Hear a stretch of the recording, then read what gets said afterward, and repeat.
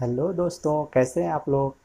मैं वकील चौहान और भिमप्रा एकेडमी में आप सभी लोगों का फिर से स्वागत है। और हम पढ़ रहे थे नंबर सिस्टम। तो नंबर सिस्टम में आज हम नेक्स्ट चैप्टर देखेंगे, यूनिट डिजिट यानी इकाई का अंक कैसे ज्ञात करना है। ठीक है, तो चलिए देखते हैं इसके। सबसे पहले हम देखते हैं 0, 1, 5, 6 का इकाई का अंक ज्ञात करना। ठीक है, देखिए जैसे हमने लिया 10 की घात 1, तो क्या होगा 10 होगा। फिर हमने लिया 10 की घात 2, तो ये क्या होगा भाई 100 होगा।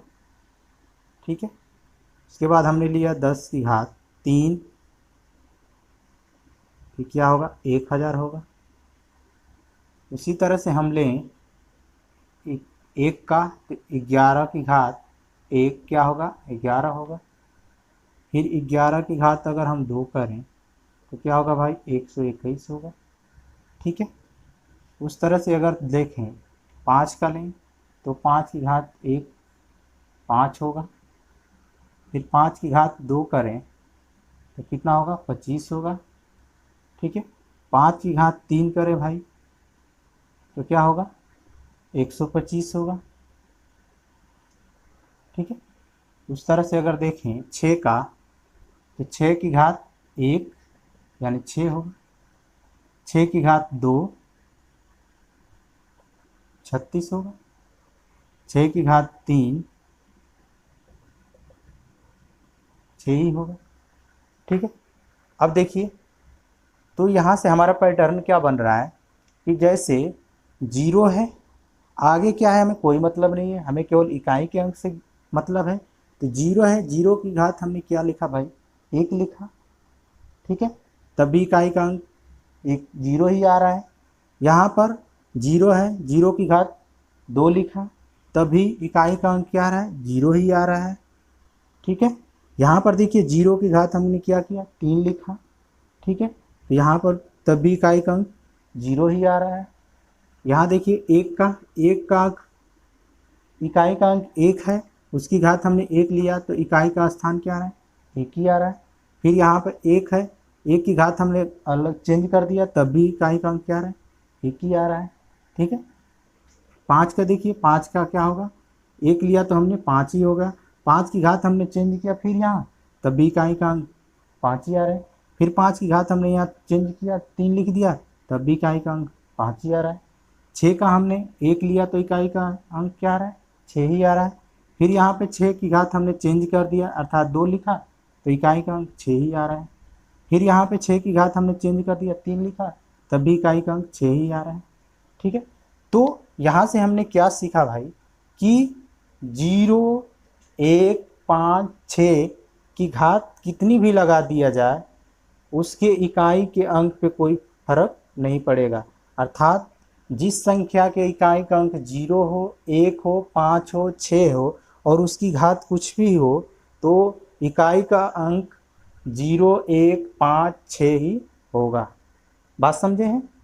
ठीक है, अब चलिए देखते हैं आगे इस पे।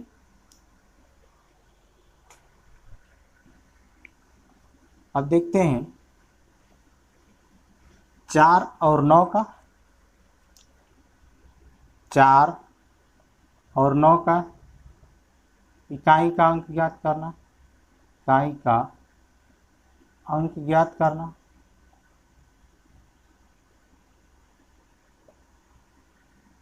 ठीक है, अब देखिए 4 की घात अगर हमने 1 लिखा तो क्या हो रहा है भाई 4 हो रहा है। फिर 4 की घात हमने 2 लिखा तो क्या होगा भाई 16 होगा। 4 की घात अगर हमने 3 लिखा तो ये क्या होगा 64 होगा। 4 की घात हमने 4 लिखा तो इकाई का अंक 4 ही होगा, सॉरी 6 होगा। ठीक है, अब देखिए 9 का। 9 की घात हमने 1 लिया तो 9 की घात हमने 2 लिया तो क्या होगा 81 होगा। 9 की घात हमने 3 लिया तो क्या होगा भाई 9 ही होगा इकाई का अंक। फिर 9 की घात हमने 4 लिया तो इकाई का अंक क्या होगा, 1 होगा। बात समझे हैं?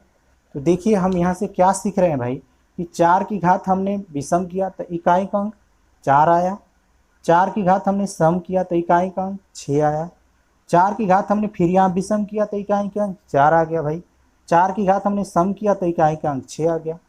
9 वाले को देखिए, 9 की घात हमने विषम किया तो इकाई का अंक 9 आ गया, 9 की घात हमने सम किया तो इकाई का अंक 1 आ गया, फिर यहाँ पे 9 की घात विषम किए तो इकाई का अंक 9 आ गया, फिर यहाँ पे 9 की घात हमने सम किया तो इकाई का अंक 1 आ गया। तो हमने यहाँ से क्या सीखा भाई कि 4 की घात अगर सम हो, 4 की घात सम, 4 की घात सम हो तो इकाई का अंक क्या होगा, 4 की घात अगर सम होगा तो इकाई का अंक 6 होगा, और 4 की घात अगर विषम हो तो इकाई का अंक क्या होगा, 4 की घात अगर विषम हो रहा है तो भाई इकाई का अंक 4 हो रहा है।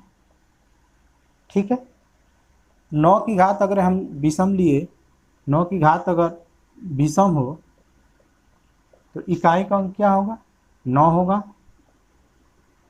ठीक है, और 9 की घात अगर सम हुआ, 9 की घात सम होगा तो इकाई का अंक क्या होगा, 1 होगा। बात समझे? चलिए अब और आगे देख लेते हैं।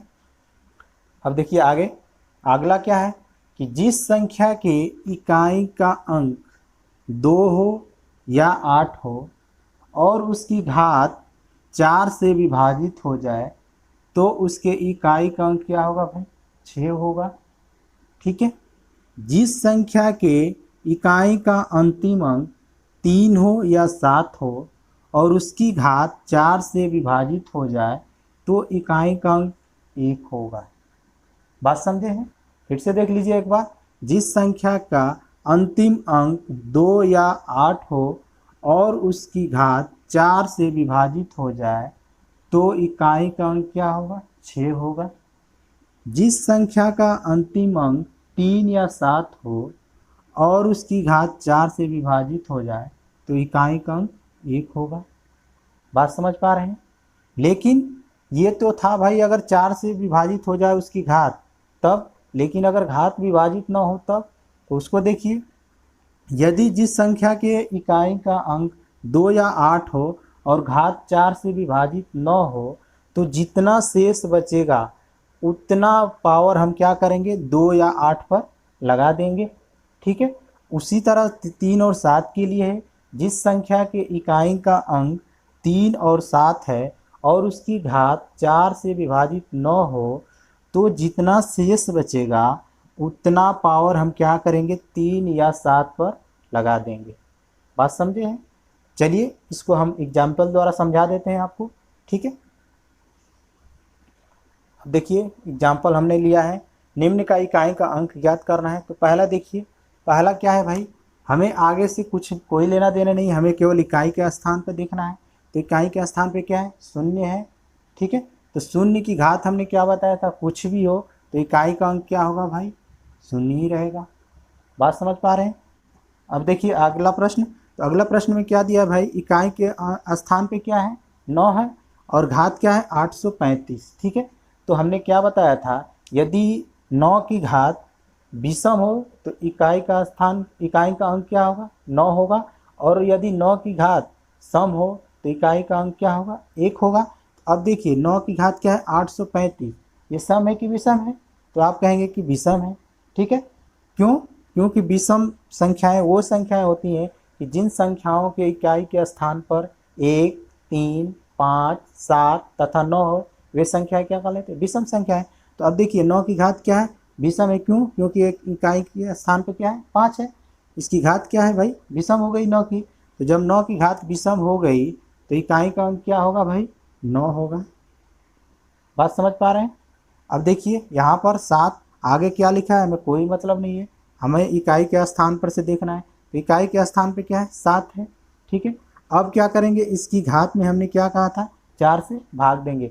तो 4 की विभाज्यता का ये नियम होता है कि इकाई तथा दहाई के अंकों से बनने वाली संख्या इकाई तथा दहाई के अंकों से बनने वाली संख्या यदि 4 से विभाजित हो जाती है तो पूरी संख्या क्या होगी, 4 से विभाजित होगी। ठीक है, तो अब देखिए इकाई के स्थान पर 8 है, दहाई के स्थान पर 2 है, तो ये संख्या क्या कहलाएगी भाई, 28 कहलाएगी। तो 28 में हम जब 4 से भाग देंगे तो ये कट जाएगा, तो जब ये कट जाएगा तो ये पूरी घात भी क्या होगा, 4 से विभाजित होगा। तो 7 की घात क्या हमने लिखा था, यदि 7 की घात 4 से पूर्णतः विभाजित हो जाए तो क्या होगा, इकाई का अंक 1 होगा। ठीक है, 7 की घात ये 4 से पूर्णतः विभाजित हो जा रहा है तो इकाई का अंक क्या होगा, 1 होगा। अब देखिए 8 है यहाँ पर, तो आगे हमें क्या लिखा है, कोई मतलब नहीं, इकाई के स्थान पे क्या है, 8 है। अब इसकी घात में 4 से भाग दीजिए भाई, ये 54 हो गया। ठीक है, तो ये क्या कितना शेष बचेगा, 54 में 4 से भाग देंगे तो 2 शेष बचेगा। तो 2 शेष बचेगा तो हम 8 पर क्या करेंगे, 2 शेष जो बचा है वो पावर लगा देंगे। ठीक है, 8 की घात क्या लिख देंगे यहाँ पर, 2, जो शेष बचता है वही घात लगा देते हैं। तो ये कितना होगा, 8 टाइम 64, 64 में इकाई का अंक क्या होगा, 4। ये हमारा ये आंसर हुआ। बात समझे हैं। अब देखिए अगला, ये क्या है, इकाई के अंक क्या है भाई, 6 है। ठीक है, तो जब इकाई के स्थान पे 6 है तो हमने क्या बताया था, 0, 1, 5, 6 की घात कुछ भी लगा दिया जाए, इकाई के अंक में कोई प्रभाव नहीं पड़ता है। तो ये 6 है तो यहाँ पर हमारा क्या होगा, 6 ही होगा। ठीक है, अब देखिए यहाँ पे 5 है तो इसके भी इकाई के अंक पे कोई प्रभाव नहीं पड़ेगा, ये 5 ही होगा। बात समझे। अब देखिए यहाँ पे 4 है तो 4 की घात क्या है, सम है कि विषम है, 4 की घात सम है कि विषम है, तो आप कहेंगे सर कि सम है। ठीक है, यदि 4 की घात सम है तो इकाई का अंक क्या होगा, 6 होगा। क्यों, क्योंकि 4 की घात अगर विषम है तो 4 होगा और 4 की घात सम है तो इकाई का अंक 6 होगा। तो इसकी घात क्या है, 4 की घात सम है तो इकाई का अंक क्या होगा भाई, 6 होगा। ठीक है, अब देखिए ये 2 है तो 2 की घात में हम क्या करेंगे, 4 से भाग देंगे। तो 4 से भाग देंगे तो भाई शेष कितना बचेगा, एक शेष बचेगा, यानी 65 में जब हम 4 से भाग देंगे तो शेष 1 बचेगा। तो 2 जितना शेष बचेगा हम 2 पर क्या करेंगे, उतना घात लगा देंगे। तो 2 पर हम क्या घात लगा देंगे भाई, 1, क्योंकि शेष कितना गिरा है, 1 गिरा है, तो इकाई का अंक क्या होगा, 2 होगा। ठीक है, अब देखिए यहाँ पर क्या है, 2 है तो 2 की घात में हम भाग देंगे 4 से, यानी 28 में हम 4 से भाग देंगे, तरह से कट जाएगा। जब पूरी तरह से कट जाएगा तो इकाई का अंक क्या होगा भाई, 6 होगा। ठीक है, अब 3 का देखिए, इसकी घात में यानी 42 में हम 4 से भाग देंगे तो शेष कितना बचेगा, 2 बचेगा। तो जो शेष बचेगा तो इकाई का अंक क्या है, 3 है। तो 3 पे हम क्या करेंगे, जितना शेष बचेगा उतना हम घात लगा देंगे। तो शेष कितना बच रहा है, 4 से भाग देने पर 2, तो 2 यहाँ पर लगा देंगे। तो 3 तिली के 9, इकाई का अंक क्या होगा, 9 होगा। ठीक है, बात समझे हैं। चलिए अब आगे और कुछ एग्जाम्पल लेते हैं इस पर। अब देखते हैं अगला क्वेश्चन। अगला क्वेश्चन क्या है, 28 की घात 28 माइनस 34 की घात 24। ठीक है, तो अब देखिए इकाई के स्थान पे क्या है, 8 है, और 8 की घात कितनी है भाई, 28। तो 28 में जब हम 4 से भाग देंगे तो पूर्णतः विभाजित हो जाएगी। तो जब 8 की घात 4 से पूर्णतः विभाजित हो जाएगी तो इकाई का अंक क्या होगा, 6 होगा, माइनस। अब देखिए 4 की घात सम है कि विषम है। ठीक है, 4 की घात सम है कि विषम है, तो आप कहेंगे सर कि सम है। तो जब 4 की घात सम होगी तो इकाई का अंक क्या होगा, 6 होगा। तो 6 से 6 कट जाएगा, कितना होगा इकाई का अंक, 0। ठीक है, अब अगला देखिए इसका, ये क्या है भाई, इकाई के अंक क्या है, 3 है। तो 3 की घात कितना है, 43। ठीक है, 3 की घात 43, 43 में हम 4 से भाग देंगे तो शेष कितना गिरेगा, 3। तो 3 जब शेष गिरेगा तो 3 की घात हम जितना शेष गिरेगा उतना लगा देंगे, 3 माइनस। अब देखिए 2 की घात क्या है, 22। तो 22 4 से विभाजित करेंगे तो शेष कितना बचेगा, 2।